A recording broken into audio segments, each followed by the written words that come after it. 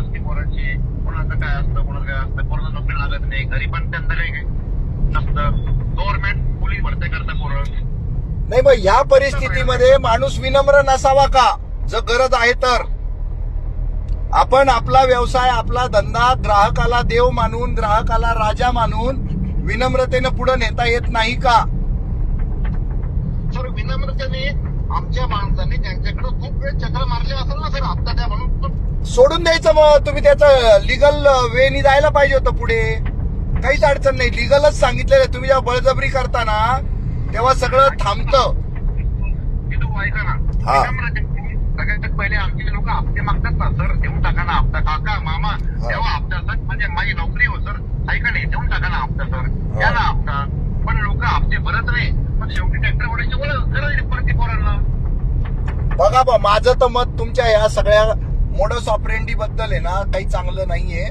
मला पाहिजे आरबीआयच्या गाईडलाईन नुसार काम, आरबीआयच्या प्रोटोकॉल नुसार काम, आणि त्याचं तसं ते कोणची परीक्षा आहे ती परीक्षा दिलेली हवी आहे त्यांनी, आणि त्यांनी ना पोलाइटली जगणं शिकलं पाहिजे. या व्यतिरिक्त माझी मागणी नाही. सर गरज आहे ना, विषय कसा असतो साहेब, तुमचा पोरगा असला एखादं आणि त्याची नोकरी असली काय, तुम्ही काय करता मला सांगा तुम्ही? हा, तो जर चांगलं काम करत असेल तर मी त्याची पाठराखण करेल, आणि तो जर चांगलं काम करत नसेल तर मी त्याची पाठराखण करणार नाही. अच्छा, माझं ट्रॅक रेकॉर्ड शोधा. मी कोणी गुंडा नाहीये, मी कोणी 2 नंबरी धंद्यावाला नाहीये. मी अतिशय सामान्य माणूस. तुम्ही 2 फायटी मारल्या ना मरून जाईल मी. माहिती आहे मला, तुमच्याशी काय बोललो होतं माझं. तुम्ही मला पाहिजे फोन केला नाशिकला असताना. मी फक्त सत्यासाठी लढणारा मरणारा माणूस आहे. माझं काही असं रेकॉर्ड नाहीये की मी कोणाचं जगणं थांबवलं. पण माझी फक्त मला एक विनंती आहे, जर फायनान्सवाल्या पोरांना त्रास देऊ नका, त्यांची नोकरी असते साहेब.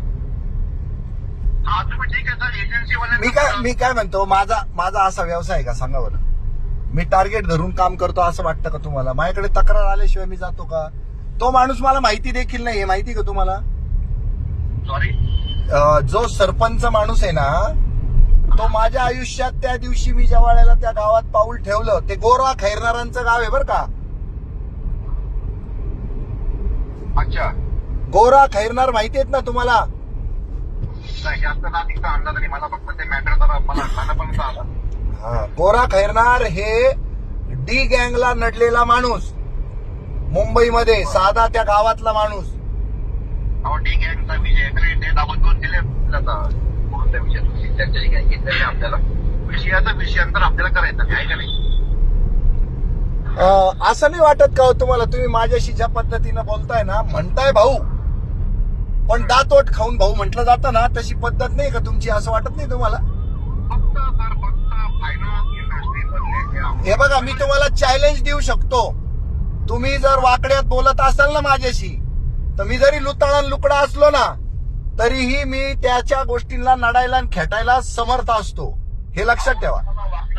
काय मग मी गोरा खैरनारांचं नाव सांगितलं तर तुम्ही असं वाकड्यात का बोलले माझ्याशी? दाऊद गँगला तो नडलेला आहे म्हणजे ते उपायुक्त होते.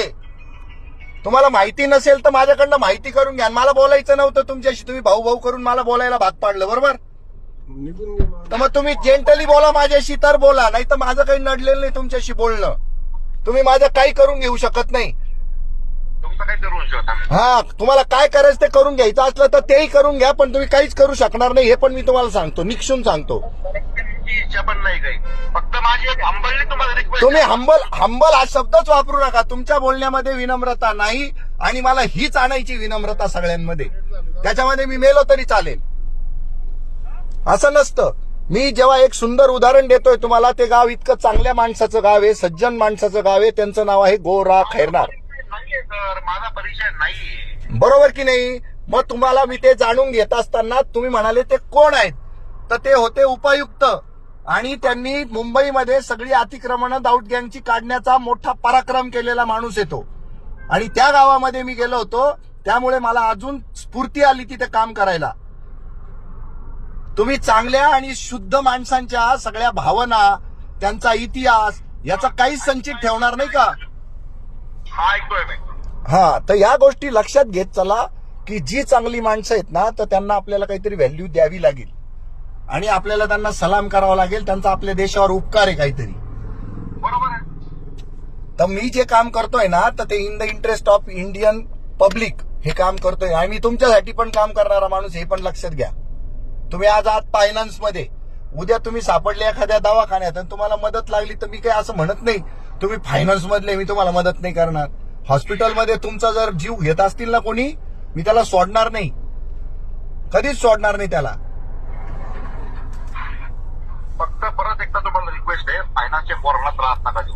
नाही नाही, ते चुकीचं वागतील तर त्रास होत असेल त्यांना तर होत असेल, मला माहित नाही. त्यांना कायद्यावर बोट ठेवून काम करावं लागेल. त्यांना मी अजिबात अनियंत्रितपणे काम करू देणार नाही. तुम्ही एखाद्याचा जीव घेतला तर मी त्याला वाचवायला जाणार आणि त्यांनी बोलवलेले पाहिजे बरं का तर जाणार. त्यांनी नाही बोलवलं तर मी नाही जाणार, हे पण लक्षात घ्या. मला कोणीतरी बोलवतं तेव्हा मी जातो. चालतंय. ओके. काय नाही